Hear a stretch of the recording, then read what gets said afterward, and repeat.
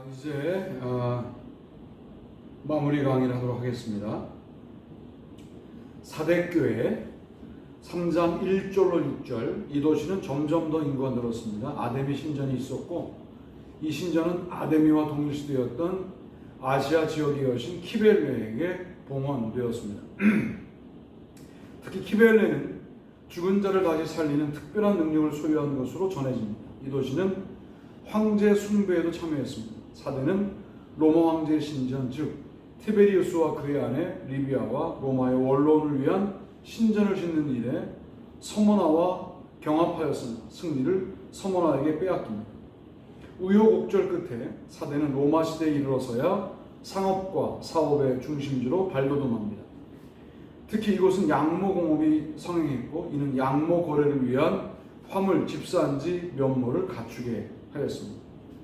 기록명령 사대교회 사대에게 편지하라. 정형 없고 하나님의 7영과 7뼈를 가지신 이가 이르시되 내가 내 행위를 아노니. 이미 우리는 요한계시록 1장 4절을 설명하면서 7영을 7천사로 해석했습니다.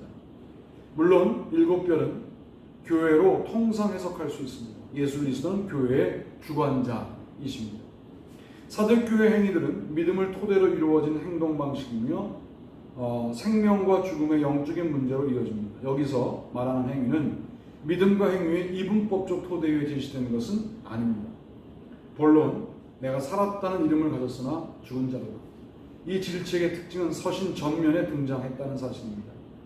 사대교회는 겉으로 보기에는 살아있는 것처럼 보이지만 영적으로는 죽었다. 다시 말해 이 교회는 형식적이다 라고 하는 비판을 받은 것이죠.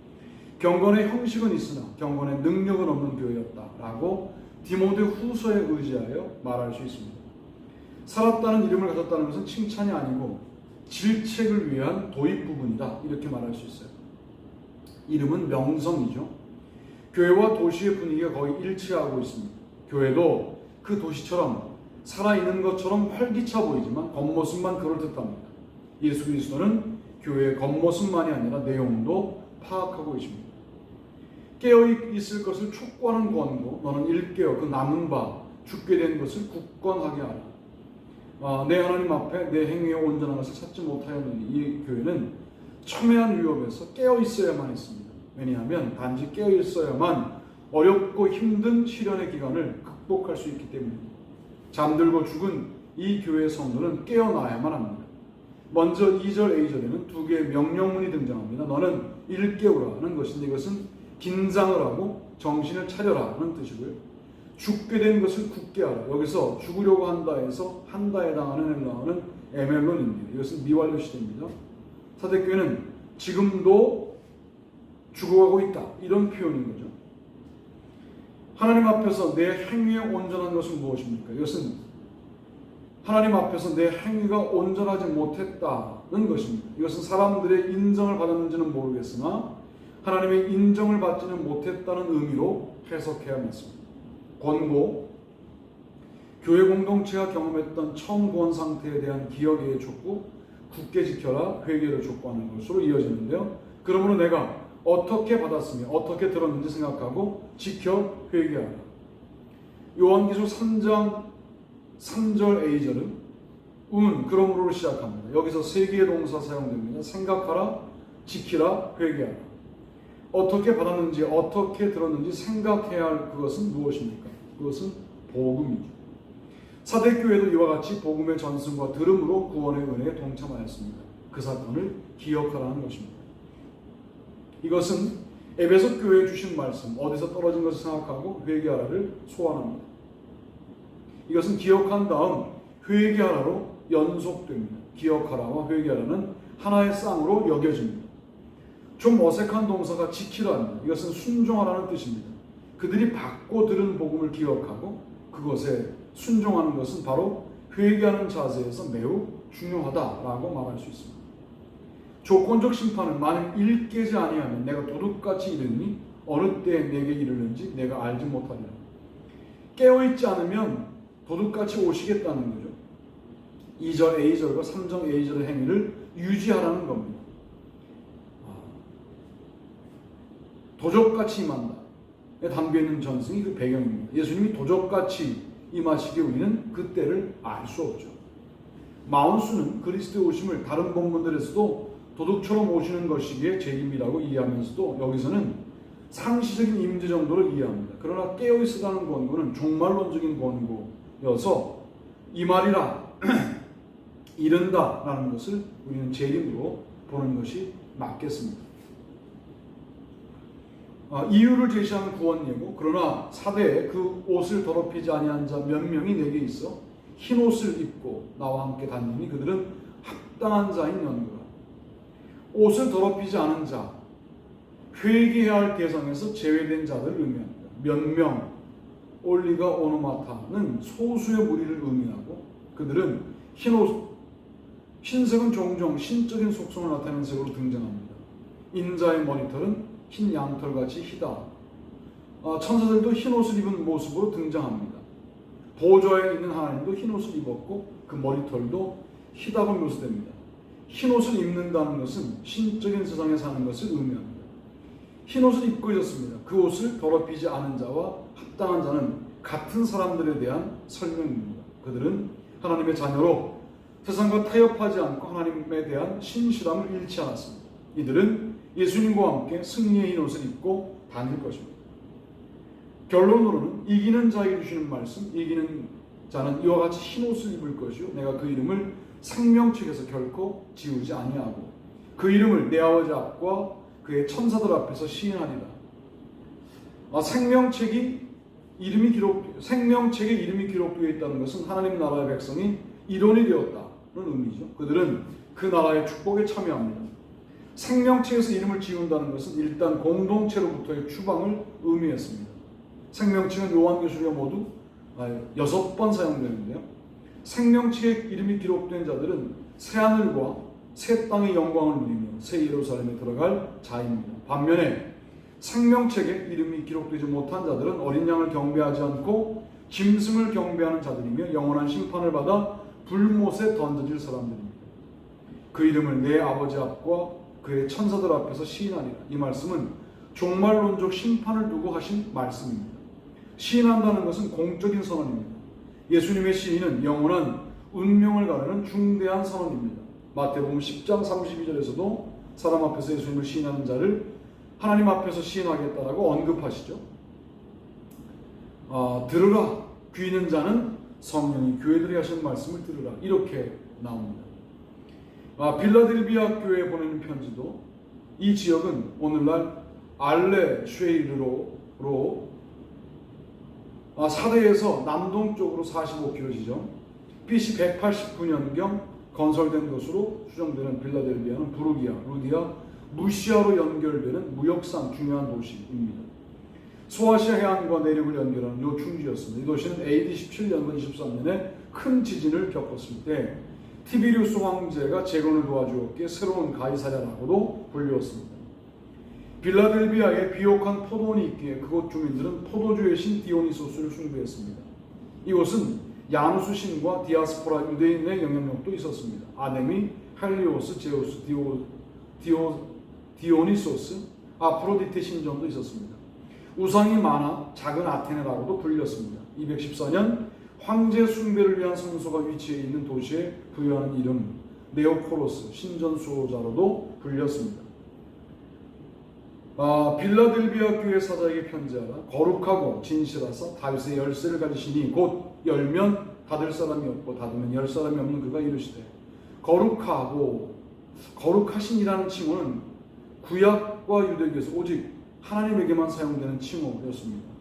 신약에서 이 거룩하신 이 칭호는 오직 베드로전서 1장 15절과 요한계시록 6장 10절에만 사용됩니다. 특히 요한계시록 6장 10절은 거룩하시고 참되신 대주자라는 칭호는 본 구절과 매우 유사합니다. 본문의 문맥을 보면 요한계시록 저자는 이 칭호를 8절 C절과의 연관 속에서 사용한 것은 아닌가 싶습니다. 빌라델비아 교회는 적은 힘을 가지고도 그리스도의 이름을 부인하지 않았습니다. 여기서 그리스도의 이름은 요한계시록에 짐승의 이름으로 언급되는 황제의 이름에 대립하는 의미입니다. 올리워진 그리스도를 거룩하신 이로 명명하는 것은 교회를 대표하여 부패한 세상 권력과 대립해 있다는 것을 드러내고자 합니다. 진실하사, 진실하신 분이 그리스도의 칭호로 사용된 것은 신약성서 전체에서 이것이 유일합니다. 요한계시록에서는 변형된 형태로 사용됩니다. 요한계시록 3장 14절, 19장 11절에서 참된이라는 표현이 그리스도를 특징짓는 데 사용됩니다. 요한계시록 6장 10절에서는 하나님 자신이 참되신 분으로 등장하는데 이제 그리스도도 하나님과 같은 분으로 설명되는 거죠. 다윗의 열쇠를 가지시니 곧 열면 닫을 사람이 없고 닫으면 열 사람이 없는 그가 이르시되, 이사야 22장 22절에서 내가 또 다윗 집의 열쇠를 그의 어깨에 드리니 그가 열면 닫을 자가 없겠고 닫으면 열 자가 없으리라는 말씀과 본 구절은 간 본문성이 있죠. 이사야서에서 다윗 집의 열쇠라고 하는데 본 구절에서는 다윗의 열쇠라고 하는 차이만 있습니다. 여기서 다윗의 열쇠는 은혜와 심판에 대한 그리스도의 궁극적 처분권을 의미합니다. 마태복음 16장 19절에 등장하는 하늘나라 열쇠와 다윗의 열쇠는 유사합니다. 베드로가 받았던 천국 열쇠를 나중에 18장 18절에 제들 전체가 받는 것처럼 다윗의 열쇠도 나중에 그리스도의 말씀을 끝까지 지킨 교회 공동체가 받습니다. 억압다 하는 상황에 대한 언급 및 칭찬. 볼지어다 내가 내 앞에 열린 문을 두었을 때 능히 닫을 사람이 없으리라. 내가 내 행위를 아노니 내가 작은 능력을 가지고도 내 말을 지키며 내 이름을 배반하지 아니하였도다. 열린 문을 선교 활동으로 이해하는 자들이 있습니다. 그러나 여기서 열린 문은 어떤 장소나 상태로 들어가는 것에 대한 구상어일 수 있습니다. 이 주장을 이해하려면 문맥을 이해해야 합니다. 7절에서 예수 그리스도는 열쇠를 소유하신 분입니다. 마음대로 문을 열고 닫을 수 있는 분입니다. 여기서 열쇠는 은혜와 심판에 대한 궁극적인 처분권입니다. 열쇠를 지니신 분이 열린 문을 두었습니다. 이것은 그리스도인들을 위해 영원한 하나님 나라로 들어가는 문을 열어놓았으므로 아무도 그것을 닫을 수 없다는 것을 말하고 있습니다.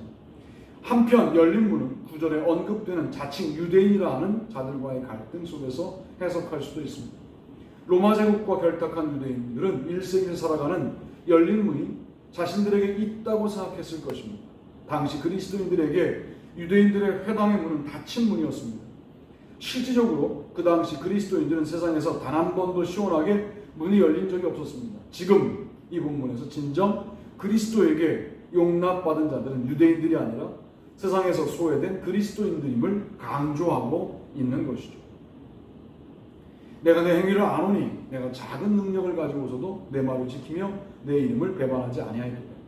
적은 능력, 성도의 수나 성도들의 사회적인 부, 지위, 영향력이 약하다는 것을 뜻합니다. 그럼에도 불구하고 빌라델비아 교회는 그리스도의 말씀을 충성스럽게 지키면서 그의 이름을 부인하지 않았기 때문에 예수님으로부터 칭찬을 듣는 것입니다. 이유를 제시하는 심판이고, 보라 사탄의 회당 곧 자칭 유대인이라 하나 그렇지 아니하고 거짓말하는 자들 중에서 몇을 내게 주어 그들로 와서 내 발 앞에 절하게 하고 내가 너를 사랑하는 줄을 알게 하리라. 자칭 유대인이라는 자들은 서문학교에서도 등장한 바 있습니다. 9절만 보면 자칭 유대인이라는 자들은 다수이고 거짓말하는 자는 그중 소수인 것처럼 보입니다. 이것은 번역의 문제입니다. 자칭 유대인이라 하나 그렇지 않고 거짓말하는 자들 곧 사단의 회에 속한 자들을 내게 줄 것이다 라고 번역하는 것이 맞습니다. 전치사 에크는 소속이나 기록을 나타내는 것으로 해석할 수 있기 때문입니다. 예수님은 유대인이라고 말하면서 거짓말하는 자들을 전부 빌라델비아 성도들 발 앞에 오게 해서 그들 앞에 절하게 하고 예수님께서 그들을 사랑하시는 것을 알게 하십니다. 여기서 예수님은 시편 23편 5절에 원수의 목전에서 상을 베푸시는 하나님과 매우 유사해 보입니다.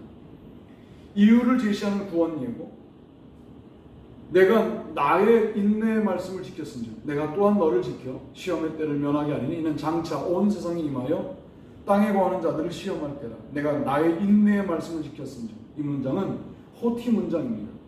내가 나의 인내의 말씀을 지켰기 때문에 나는 너를 지켜 시험의 때를 면하게 하겠다는 것이죠. 인내의 말씀을 지킨 것이 시험의 때를 면할 이유가 됩니다. 내가 나의 인내의 말씀을 지켰은즉에 지키다는 동사와 내가 또한 너를 지켜야 지키다는 동사는 같은 단어입니다. 빌라델비아 성도들의 신실한 행위에 대한 예수님의 신실한 반응을 지킨다라고 하는 동사로 언급하고 있는 것이죠.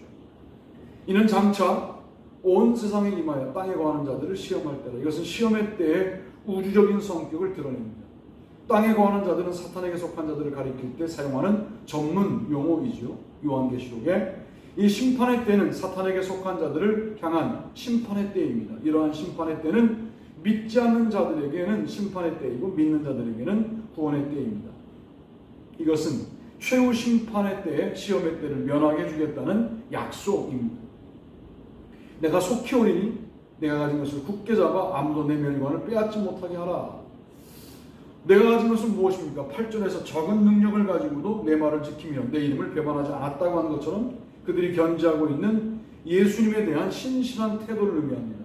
내가 속히 오리니, 속히가 담고 있는 뜻은 고난당하는 하나님의 자녀들을 향한 위로의 말씀입니다. 여기서 예수님의 오심은 재림을 의미하는 것으로 보는 것이 자연스럽습니다.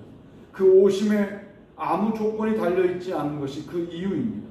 굳게 잡는 것은 승리하는 것이고, 승리하면 멸관을 받는 것이기 때문에 내 멸관을 빼앗지 못하게 하리라는 것은 기껏 잡고 있다가 주변의 공격으로 인하여 잡은 것 놓치지 말고 끝까지 잡아 승리하라 라는 가르침으로 읽을 수 있습니다. 결론 부분, 이기는 자에게 주시는 약속의 말씀. 이기는 자는 내 하나님 성전에 기둥이 되게 하리니 그가 결코 다시 나가지 아니하리라. 내가 하나님의 이름과 하나님의 성 곧 하늘에서 내 하나님께로부터 내려오는 새 예루살렘의 이름과 나의 새 이름을 그 위에 기록하리라. 성전과 하나님의 백성들은 하나님의 임재와 통치가 드러나는 도구로 유기적인 관계를 갖고 있죠. 따라서 하나님의 성전에 속한다는 것은 하나님의 백성의 위치를 가지게 된다는 의미를 갖습니다. 그것은 성전의 기둥이 될 것이라는 것은 그것도 성전의 기둥이 될 것이라는 것은 하나님의 백성으로서 그들의 확고한 정체성을 뜻합니다. 성전이 성전이라고 하면 기둥이 없이는 안 되기 때문입니다. 이제 하나님의 이름과 하나님의 성 곧 하늘에서 내 하나님께로부터 내려오는 새 예루살렘의 이름과 나의 새 이름을 그 위에 기록하리라. 이것은 하나님의 소유됨과 예수 그리스도의 소유됨을 의미합니다. 그러므로 새 예루살렘의 이름은 무엇입니까? 그러면 어린 양의 신부로서 교회 공동체를 가리킵니다. 새 예루살렘의 이름을 언급하는 것은 결국 이긴 자들에게 이러한 완성될 새 예루살렘 공동체에 속하게 될 것을 약속합니다. 귀 있는 자는 성령이 교회들에게 하신 말씀을 들을지어다. 귀는 단수로 씁니다. 이것은 교회들에게 말씀하시지만 성도 각 개인은 귀가 있어 듣는 자라는 의미를 담고 있습니다. 마지막 때 교회 안에 더 이상 익명성에 숨는 성도들은 없어야 한다라고 강조하는 것이죠. 드디어 라오디게아 교회 이야기 좀 하겠습니다. 히에라폴리스와 골로새 사이의 라오디게아는 리쿠스 계곡에 위치하며 부르기아 남서쪽에 자리 잡고 있습니다. 이 도시는 로마 제국 때에만 중요한 도시였습니다. 이것은 무역로의 교차점입니다.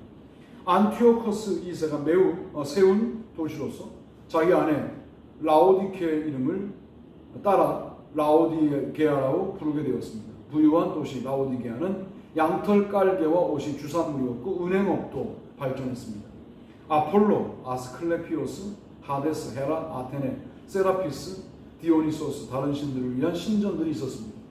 후에 아스클레피오스와 동일시된 치료의 신 멘카루스와 제이와 연관 있는 의학대학도 유명했습니다. 물이 부족한 이유로 데니즐리로부터 물을 공급받았습니다. 라오디게아는 AD 17년과 60년에 있었던 지진에도 불구하고 로마의 지원 없이 재건을 할 정도로 부자였습니다. 이 교회는 경제적인 부요함과 자기 만족에 도취된 교회였습니다. 이단을 허용한 것은 아니지만 영적 나태는 그보다 더 위험할 수 있습니다. 그래서 예수님에게 책망만 받은 교회였습니다. 라오디게아 교회 사자에게 편지해라. 아멘이시오. 충성되고 참된 증인이시오. 하나님의 창조의 근본이시니가 이르시되. 아멘이란 칭호는 이사야 65장 16절을 상기시킵니다. 여기에 등장하는 진리의 하나님은 아멘이신 하나님을 의미합니다. 본구절에서 그리스도를 아멘이라고 부르는 이유가 그 하나님처럼 절대적으로 확실하게 진리를 선포하는 분이라는 것을 말하는 데 있습니다. 여기서 아멘이라는 말은 그 다음 칭호 충성되고 참된 증인이라는 말로 설명되고 있습니다. 하나님의 창조의 근본이신 이가 이르시되 근본과 창조가 그리스도와 관련되어 등장한다는 점이 특이합니다. 요한복음 1장 1절로 3절과 골로새서 1장 15절로 20절에서처럼 예수 그리스도의 선제와 창조 중재직에 관한 사상을 상기시킵니다. 그중 골로새 1장 15절에 모든 창조물보다 먼저 나신 자라는 칭호가 가장 유사합니다. 질체, 내가 내 행위를 아노니 내가 차지도 아니하고 뜨겁지도 아니하도다. 내가 차든지 뜨겁든지 하기를 원합니다. 일련의 주석가들은 이것을 성령과 관련짓습니다. 즉 뜨거움은 열렬한 믿음 또는 성령으로 뜨거워지는 것이며 차가움은 성령으로부터 멀어지는 세상에 속한 것이란 해석인데요. 툭하면 성령을 들고 나오는 거 이거 사실은 좀 위험해요. 언급이 없잖아요. 성령이라는 언급이. 미지근한 상태를 그리스도는 차가움보다 더 나쁘게 평가합니다. 이 해석은 설득력이 부족합니다. 왜냐하면 이 해석에 의하면 그리스도가 교회에 성령으로 뜨겁든지 성령으로부터 멀어져 세상에 속하기를 바라는 주장을 하는 것이 되기 때문입니다. 뜨겁든지 차갑든지 해라. 이거는 그리스도께서 성령을 받든지 성령을 거부하든지 해라. 이렇게 예수님이 말하신 것이 되잖아요. 그래서 이것은 문제가 있는 거죠. 미지근한 것이 부정적인 이미지고 차가움과 뜨거움은 긍정적 이미지로 되어 있기 때문에 성령을 해석하는 경향들은 좀 문제가 있다. 또 지형과 관련지 해석하는 경향들이 있죠. 뜨거움은 라오디게아 북쪽에 있는 히에라폴리스의 온천으로, 차가움은 라오디게아 동쪽에 있던 골로새의 시원한 물과 연관시킵니다. 라오디게아의 물 부족으로 인근 지역의 물을 끌어다 사용했다는데 운반되는 동안 미지근해졌을 것이라는 주장을 하는 것이죠. 헬무터 퀘스터의 주장처럼 뜨거움과 차가움은 입에 넣을 수 있는 것, 즉 마실 수 있는 것이고 미지근한 것은 내뱉는 것, 마실 수 없는 것으로 분류되기에 문제다. 히에라폴리스의 물은 너무 뜨거워서 입에 넣을 수 없기 때문입니다. 그러니까 퀘스터의 지적도 입에 넣을 수 없죠. 뜨거워서. 지역으로 해석한다면 당시 온천물은 마실 물이 아니라 양모 염색 및 목욕은 관계사업과 관계되어 있기 때문에 먹는다고 해석했던 퀘스터의 해석도 좀 문제가 있어요.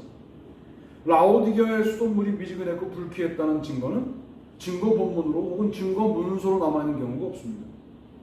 저자는 라오디게아 성도들의 미지근한 상태를 질책합니다. 성도들의 행위가 그 도시의 다른 사람들과 별반 다르지 않다는 데 문제가 있습니다. 미지근한 상태는 자기 만족, 자기 도취에 해당합니다. 이것을 부자들의 라이프 스타일이라면 여기서 벗어나라고 질책하고 있는 거죠. 내가 이같이 미지근하여 뜨겁지도 아니하고 차지도 아니하니 내 입에서 너를 토하여 버린다. 내 입에서 너를 토하여 버리니라. 그리스도의 입은 심판자로서의 기능과 관련하여 사용되었습니다. 여기서 저자는 요한계시록 2장 5절처럼 최후의 심판 때의 교회의 운명을 생각하고 있는 것이죠. 질책은 내가 말하기를 나는 부자라 부유하여 부족한 것이 없다 하나 내 곤고한 것과 가련한 것과 가난한 것과 눈먼 것과 벌거벗은 것을 알지 못하는도다. 이 교회는 경제적인 부유함과 자기만족에 도취된 교회였습니다. 이 단어를 허용한 것은 아니지만 영적 나태는 그보다 더 위험할 수 있습니다. 17절과 18절은 조건적으로 규결적으로 연결되어 있는데 17절은 라오디게아 교회 성도를 토하여 내치시는 이유를 설명합니다.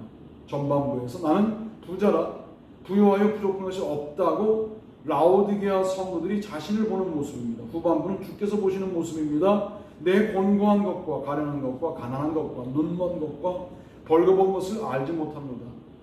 라오디게아 성도들은 영적 지각력도 둔해져서 자신의 영적 비참함도 보지 못한다는 거예요. 나는 부자라 부유하여 부족한 것이 없다. 라오디게아 교회는 세 차례나 자신의 부함을 자랑하고 있습니다. 서문학 교회는 가난하지만 실상은 부유한 교회였고요. 그에 반해 라오디게아 교회는 부유한 교회지만 실상은 가난한 교회였습니다. 이러한 전승은 호세아 12장 1절 7절에서도 등장하는데요. 예수님 보시기에 라오디게아는 비참한 자, 가련한 자, 가난한 자, 눈먼 자, 그리고 벌거벗은 자였습니다. 라오디게아 성도들은 영적으로 비참합니다. 탈라이 포로스, 그들은 영적 분별력을 상실했기 때문입니다.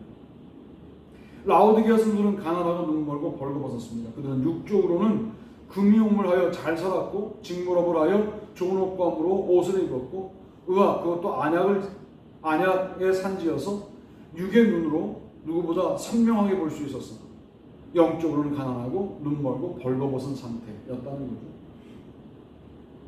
라오디게아 성도들이 누리는 부에는 믿음의 타협을 허용하는 것이 전제되어 있습니다. 서머나 성도들은 부유한 도시에서 서머나에 살면서도 환난과 궁핍을 경험했습니다. 믿음의 타협을 하지 않았기 때문입니다. 빌라델비아 성도들은 회당에서 파문당함으로 경제적 궁핍을 경험하였습니다. 그러나 라오디게아 성도들은 이방 문화에 동화되어 부를 누릴 수 있었습니다. 이것이 그들의 믿음의 문제가 드러나는 지점입니다. 라오디게아 성도들은 서머나와 빌라델비아 성도들과 다른 길을 갔습니다. 내가 너를 권하노니 내게서 불로 연단한 금을 사서 부유하게 하고 흰옷을 사서 입어 벌거벗은 수치를 보이지 않게 하고 안약을 사서 눈에 발라 보게 하라. 18절부터 20절에서 예수님은 라오디게아 성도들을 위해 해결책을 제시합니다. 불로 연단한 금, 흰옷, 안약을 사라고 권면합니다. 첫째, 불로 연단한 금을 사라는 의미는 4개서가 핵심입니다. 예수님에게로 와서 불로 연단한 금을 사라고 하십니다. 이것은 내게로 나오라는 뜻이죠. 이사야 55장 1절을 상기하게 합니다. 참된 부유함의 비밀은 그리스도 안에만 있습니다. 불로 연단한 금은 순금, 곧 정결함을 의미합니다. 라오디게아의 부는 정결함을 상실한 부이다, 이렇게 말할 수 있어요. 흰옷을 사서 입으라. 라오디게아는 검정색 양털로 제조한 의로 유명했습니다. 명품으로 치장하였지만 그것은 영적으로 벌거벗음과 같았습니다. 요한계시록에서 흰옷은 예수 그리스도의 의의 옷입니다. 요한계시록 7장 9절 17절 등장하는 흰옷은 천상 백성들의 옷입니다. 안약을 사서 눈에 발라 보게 하라. 라오디게아는 유명한 의학 학교가 있었고 안약 제조법이 발달하였습니다. 라오디게아의 자부심이 사실 그들의 영적인 픽처를 의미하는 거죠. 근거 제시와 권고, 물은 내가 사랑하는 자를 책망하여 징계하노니 그러므로 내가 열심을 내라 회개하라. 이것은 하나님만 하실 수 있는 일이었으나 요한계시록은 그 일을 예수님도 하시는 것으로 묘사합니다. 예수님은 라오디게아 교회를 사랑하는 자라고 부르십니다. 예수님은 아버지의 마음으로 교회를 사랑하십니다. 예수님의 심판은 긍휼을 전제합니다. 예수님은 라오디게아 교회에 2가지 명령을 주시죠. 첫째, 열심을 내라. 이 현재형입니다. 둘째, 회개해라. 단순 과거형입니다. 이것은 일회적인 회개가 아니라 결정적인 회개를 해라. 그리고 열심을 내라. 라고 말하는 거죠. 조건적 구원이고, 볼지어도 내가 문 밖에서 두드러니 누구든지 내 음성을 듣고 문을 열면 내가 그에게로 들어가. 그는 그와 더불어 먹고 그는 나와 더불어 먹으리라. 여기서 서서 헤스테카인데요. 예수님이 한동안 서 계셨다는 것을 강조합니다. 이 요절은 불신자를 향한 말씀이 아닙니다. 라오디게아 성도를 향한 말씀입니다. 누구든지 내 음성을 듣고 문을 열면, 이것은 초청 대상이 확정되었다는 사실을 암시합니다. 이 초청 대상이 라오디게아를 넘어 7교회 전체라고 볼 수 있는 거죠. 내가 그에게로 들어가 그와 더불어 먹고 그는 나와 더불어 먹으리라. 누구든지라고 말하니까요. 이 식탁 교제는 종말론적이며 현재적입니다. 이러한 교제는 미래의 메시아 잔치를 이 땅에서 미리 맛보는 것이죠. 결론, 이기는 자에게 주시는 약속의 말씀, 이기는 그에게는 내가 내 보좌에 함께 앉게 하여 주기를 내가 이기고 아버지 보좌에 함께 앉은 것과 같이 하리라.